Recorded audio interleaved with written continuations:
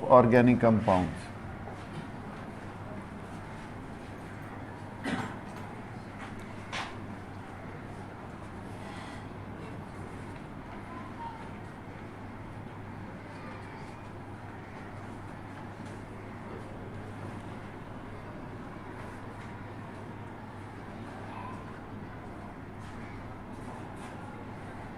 Organic compounds बेटे हमने क्या कहा था कि ये कंपाउंड्स होते हैं कार्बन के और हाइड्रोजन के और कोवलेंट कंपाउंड्स होते हैं।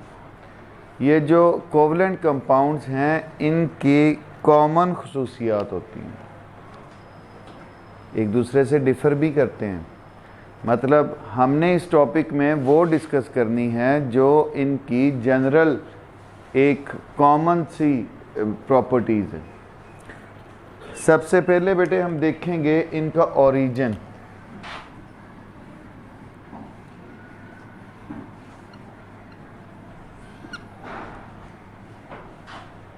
नंबर सेकंड इनकी कंपोजिशन।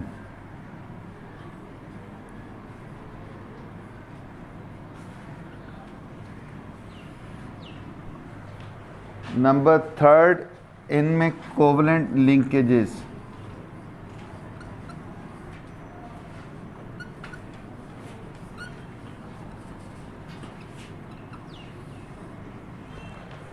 नंबर फोर्थ इनकी सॉल्युबिलिटी।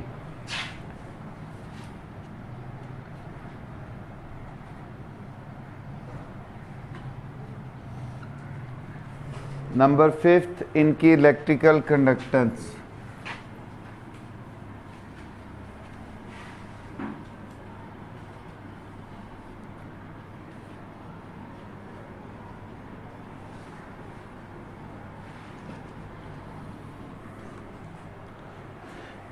नेक्स्ट है बेटे इनके melting and boiling points.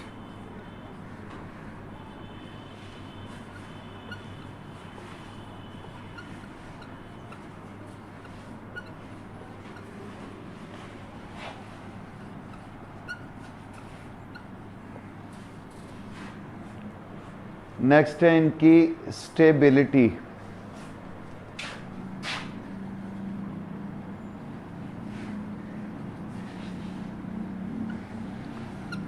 Next इनकी कॉमन प्रॉपर्टी कंबस्टिबिलिटी।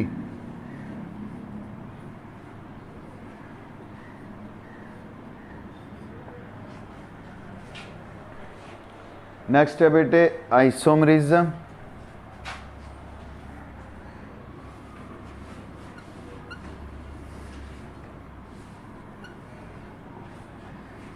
और लास्ट वन है रेट ऑफ रिएक्शंस।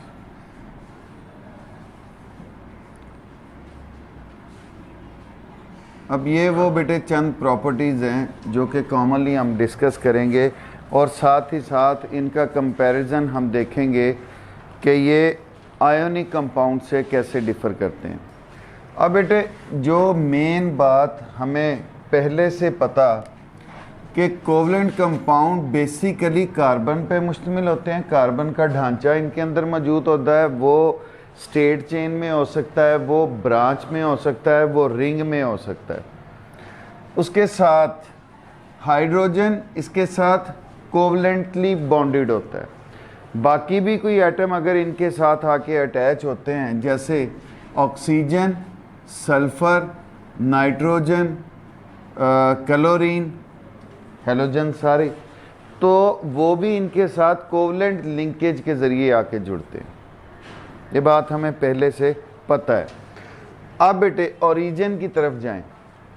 ओरिजिन अगर हम इनका देखें commonly they are obtained from plants and animals.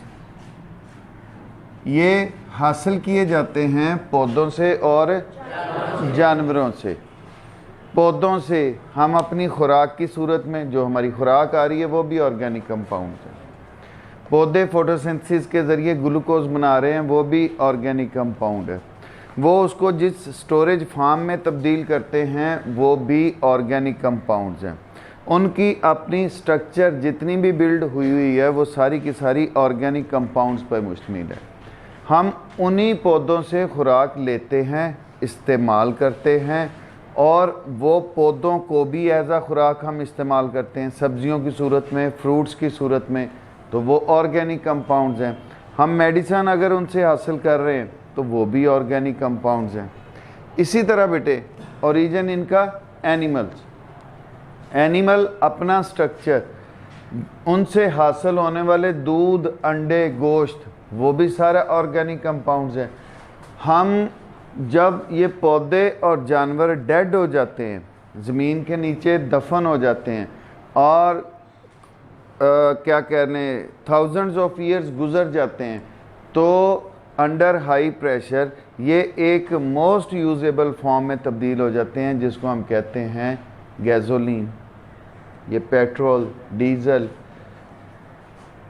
अपना ईथर, कोल, इनमें कन्वर्ट हो जाते हैं। वो एक एनर्जी का नया सोर्स, एक तो वो भी कहाँ से आ रहा है, उसका भी ओरिजिन कहाँ से है,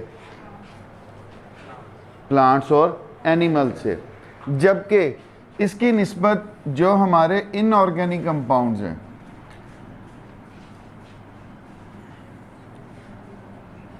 इनका ओरिजिन जो है ये प्लांट्स और एनिमल्स नहीं है, पत्थरों की सूरत में मौजूद है। इनऑर्गेनिक कंपाउंड हैं, वो आयोनिक कंपाउंड है बेसिकली। अच्छा जी, वो लेबॉर्ट्रीज़ के अंदर तैयार किए जाते हैं, कमर्शली भी प्रिपेयर कर लिए जाते हैं। अब आ जाओ कंपोजिशन, वो जैसे हम पहले डिस्कस कर चुके कि जो बेसिक स्ट्रक्चर है वो बेटे किस पे मुश्तमिल है, कार्बन पे, और इसके साथ कुछ दूसरे एटम जैसे hydrogen, oxygen, nitrogen, phosphorus, sulphur. अब ये इतने जो आपके एलिमेंट्स नज़र आते हैं वो लाखों की तादाद में ऑर्गेनिक कंपाउंड बना रहे, जबकि दूसरी तरफ जो हमारे आयोनिक कंपाउंड्स हैं, हमने पहले भी पढ़ा कि बाकी सारा पीरियोडिक टेबल मिलके वो बाकी आयोनिक कंपाउंड्स बनाता है। ये कोवलेंट कंपाउंड्स हैं, ये आयनिक कंपाउंड है। अब बेटे नेक्स्ट इनकी प्रॉपर्टी के जितने भी ये ऑर्गेनिक कंपाउंड्स हैं, they have covalent linkages between carbon atom. इनके कार्बन एटम्स के दरमियान कोवलेंट लिंकेज होता है। एक बात, बेसिक स्ट्रक्चर बन गया। दूसरे जितने भी एलिमेंट्स इनके साथ जुड़ रहे हैं वो भी किस लिंकेज के साथ जुड़ेंगे, कोवलेंट लिंकेज के ज़रिए शेयरिंग ऑफ इलेक्ट्रॉन होगी। जबकि दूसरी तरफ जो आयोनिक कंपाउंड्स हैं वो बेटे किन से कौन सा बॉन्ड रखते हैं, उनमें आयोनिक बॉन्ड मौजूद होता है, वो इलेक्ट्रॉन के ट्रांसफ़र से वजूद में आते हैं, आयंस बनते हैं उनमें। सॉल्युबिलिटी, अब हमने कहा कोवलेंट कंपाउंड्स जो ये ऑर्गेनिक कंपाउंड्स जो हैं ये कोवलेंट कंपाउंड्स हैं, और कोवलेंट कंपाउंड्स होने की वजह से ये उसकी दूसरी एक कैटेगरी में फॉल करते हैं, मतलब ये नॉन पोलर होते हैं। नॉन पोलर से क्या मुराद है, हमने 9th में पढ़ा है कि इनमें जो शेयर्ड पेयर ऑफ इलेक्ट्रॉन होता है वो बिल्कुल दरमियान में मौजूद होता है, इसलिए किसी भी एटम पे पार्शियल पॉजिटिव या पार्शियल नेगेटिव चार्ज नहीं आता। चूँकि ये नॉन पोलर हैं इसलिए ये हल भी नॉन पोलर सॉल्वेंट्स के अंदर होते हैं। किन के अंदर हल होंगे, नॉन पोलर सॉल्वेंट्स के अंदर हल होंगे। अब ये नॉन पोलर सॉल्वेंट्स क्या हैं, जैसे बेंजीन, ईथर, अल्कोहल। जबकि जो आयोनिक कंपाउंड्स हैं ये किसके अंदर हल होते हैं, पोलर सॉल्वेंट्स के अंदर। और वो पोलर सॉल्वेंट कौन सा है, वाटर, पानी पोलर है। आप ग्लिसरीन या वेजलीन हल करना चाहो पानी में हल हो जाएगी, उसी वैसलीन या ग्लिसरीन को आप पेट्रोल में हल करो, हल हो जाएगी। आप बेंजीन में हल करो, हल हो जाएगी। चूंकि वो नॉन पोलर थी, वो पोलर सॉल्वेंट के अंदर हल नहीं होगी। हमने सॉल्युबिलिटी का जो टॉपिक पढ़ा था 9th में, उसमें देखा था कि लाइक डिज़ोल्व लाइक, एक जैसी चीज़ें एक जैसी चीज़ों में हल होती हैं, वो बड़ी डिटेल में हमने पढ़ा था। तो अब वही हमारा फिनोमेना यहाँ पे एप्लीकेबल है। पेंट अब जाके आ रहे हैं वाटर सॉल्युबल, वो चूंकि उनमें थोड़ा बहुत आयोनिक टच जो है वो दिया जा रहा है, जबकि इससे पहले जो थे 2-4 साल पहले पेंट्स के मतलब तस्वर ही नहीं किया जाता था। अभी भी किसी के घर में हो रहा हो तो उसको पता है, वो कहते हैं मट्टी का तेल ले आएं या पेट्रोल लें, वो उसमें हल होते हैं, उनमें हल करके उनको डाइल्यूट किया जाता है। अच्छा जी, अब आ जाओ बेटे इलेक्ट्रिकल कंडक्टेंस। हम बार बार कह रहे हैं कि ये जो ऑर्गेनिक कंपाउंड हैं basically they are covalent compounds, और कोवलेंट कंपाउंड्स के अंदर बेटे हमें पता है कि there is sharing of electron.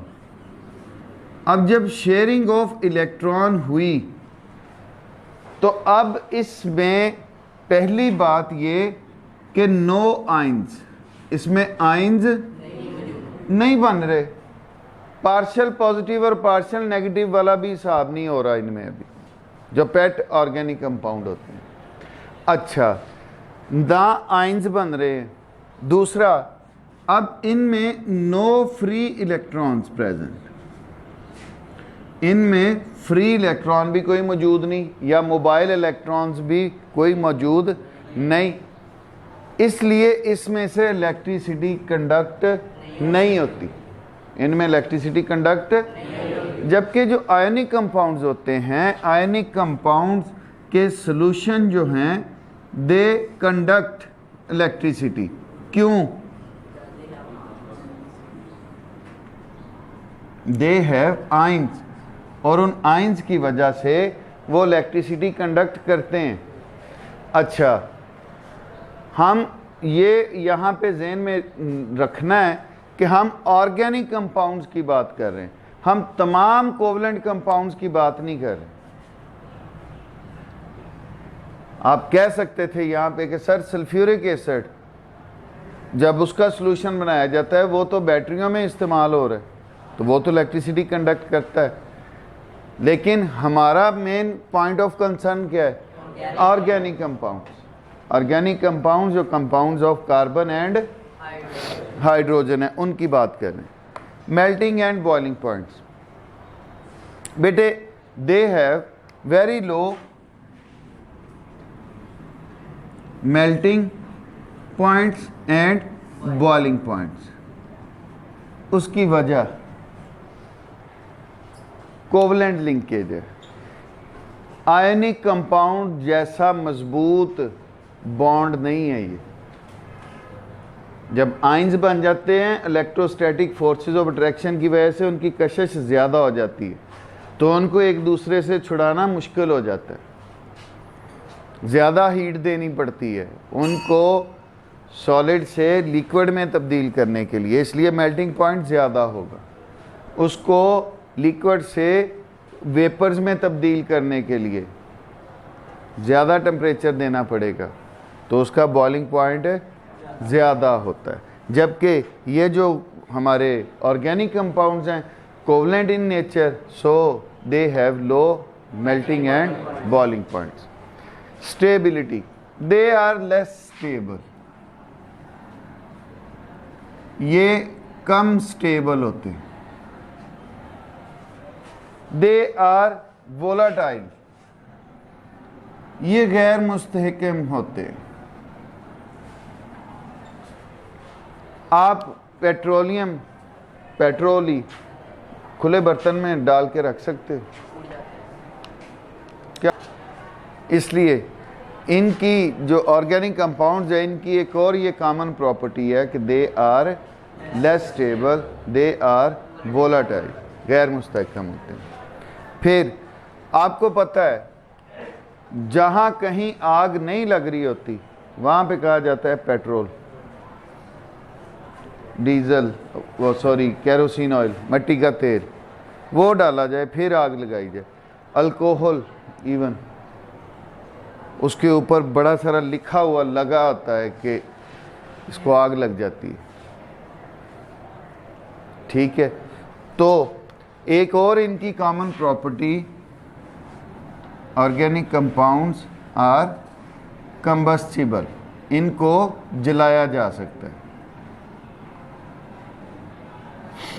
अच्छा जी, एक और इनकी कॉमन प्रॉपर्टी, अच्छा यहाँ पे साथ सॉरी वो कंपैरिजन भी था कि ऑर्गेनिक कंपाउंड जो हैं वो कंबस्टिबल है, जबकि यहीं पर जो आयनिक कंपाउंड्स हैं दे आर नॉन कंबस्टिबल, ये जलाए नहीं जा सकते। नमक को आग लगा सकते हैं, एक इनऑर्गेनिक कंपाउंड है, नहीं लग सकती, चाहे सॉल्यूशन बना लो चाहे उसको वैसे पड़े को, उसको आग नहीं लग सकती, जबकि इनको आग लग जाती है। आइसोमरिज्म, आइसोमरिज्म क्या था कि उनके मॉलिक्यूलर फार्मूला सेम होते हैं, स्ट्रक्चरल फार्मूलाज उनके मुख्तलिफ होते हैं। तो ये जो हमारे ऑर्गेनिक कंपाउंड्स हैं दे शो आइसोमरिज्म। ऑर्गेनिक कंपाउंड्स क्या हैं बेटे? दे शो आइसोमरिज्म, जबकि जो इनऑर्गेनिक कंपाउंड्स हैं, इनऑर्गेनिक कंपाउंड में आपने कभी आइसो सोडियम क्लोराइड नहीं सुना होगा, टर्शरी सोडियम क्लोराइड नहीं सुना होगा, या जिस तरह हमारी नियोपेंटेन होती है, आपने मेरा नहीं ख्याल कि नियो सोडियम बाइकार्बोनेट सुना हो। ठीक है, तो जो इनऑर्गेनिक कंपाउंड्स हैं दे डोंट शो आइसोमरिज्म, इनमें आइसोमरिज्म नहीं होता, जबकि ऑर्गेनिक कंपाउंड्स में बेटे आइसोमरिज्म होता है। रेट ऑफ रिएक्शन, अब रिएक्शन की रफ्तार, आयनिक कंपाउंड्स छोटे आयंस पे मुश्तमिल होते हैं, जब हम उनको डिज़ोल्व करते हैं आयंस बनते हैं। अब अगर हम उनको किसी दूसरी शय के साथ रिएक्ट करवाते हैं तो वो बहुत तेज़ी के साथ रिएक्ट करता है, जबकि ये जो हमारे ऑर्गेनिक कंपाउंड होते हैं they are molecular in nature. इनके रिएक्शन क्या होते हैं? मॉलिक्यूलर इन नेचर, मतलब मॉलिक्यूल ने शिफ्ट होना होता है। अब मॉलिक्यूल जाहिरी बात है एटम से बड़ा है, छोटा तो नहीं है। बड़ी चीज़ का मूव करना आसान है या छोटी चीज़ का मूव करना आसान है? मैं फॉर एग्जांपल बात करता हूँ, एक भारी भरकम बंदा है, आप उसको कह रहे हो कि जल्दी से उठो फलां चीज़ उठा के ले आओ, और एक छोटा चुस्तो चालाक बंदा, आप उसको कहते हो कि जाओ फलानी जगह से इसके बराबर ही फासला है, जाओ आप उठा लो। कौन जल्दी चला जाएगा, कौन जल्दी ले आएगा? बशर्ते कि छोटा हार्डर आम ना हो। तो वो छोटा जो है वो जल्दी काम कर लेगा।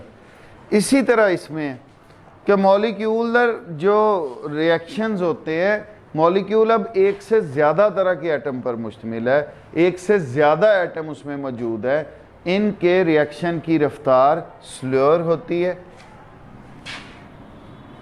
सो rate of reaction are less than inorganic compounds या आयोनिक कंपाउंड्स। जो इनऑर्गेनिक कंपाउंड हैं उनकी निस्बत स्लो होते हैं। जी, यहाँ तक मुझे बताएं, कोई बात नहीं समझे?